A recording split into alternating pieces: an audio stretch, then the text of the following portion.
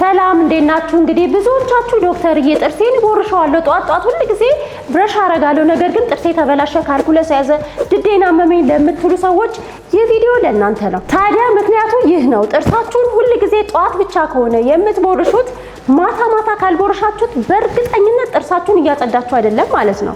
ምክንያቱም ረጅም ጊዜ አፋችን ዝም የሚለውና የምራቅ ምርት ሳይመረት አፋችን ደረቅ ሆኖ ዘግቶ የሚቆየው በእንቅልፍ ሰዓት ነው። ማታ ንጹህ ጥርስ ይዛችሁ ካልተኛችሁ ባክቴሪያ ፍሪ ስፔስ ረጅም ሰዓት ስለሚያገኝ አፋችሁ ውስጥ ባክቴሪያ ይመረትና ጥርሳችሁን በቀላሉ ይቦረቦራል። እንዲሁም ለተለያየ የአፍ ውስጥ የድድ በሽታ ልትጋለጡ ትችላላችሁ። ማታ ባለማጽዳታችሁ ብቻ ጥርሳችሁን ረጅም ሰዓት አፋችን ዝም ስለሚል አፋችን ውስጥ ምንም አይነት ሳላቫ ስለማይኖር እንቅስቃሴ ስለማይኖር ጥርሳችሁ የመቦርቦር እድል ያጋጥመዋል ማለት ነው። በአብዛኛው ጊዜ ጥርስ የሚቦረቦረው በእንቅልፍ ሰዓት ነው። ስለዚህ ወደ እንቅልፍ ወደ አልጋ ከመሄዳችሁ በፊት ጥርሳችሁን በአግባቡ ብረሽ አድርጋችሁ ንጹህ አፍ ይዛችሁ መተኛት ይኖርባችኋል። ስለዚህ በቀን 2 በማጽዳት ጥርሳችሁን ከተለያየ የጥርስ በሽታ መከላከል ትችላላችሁ። እንደዚህ ስለ አፍ ውስጥ ጤንነት፣ ለጥርሳችሁ ስለ ድዳችሁ ጤንነት ጠቃሚ ትምህርቶች እንዲደርሳችሁ ይህንን አካውንት ፎሎ፣ ላይክ፣ ሼር ማድረግ እንዳትረሱ።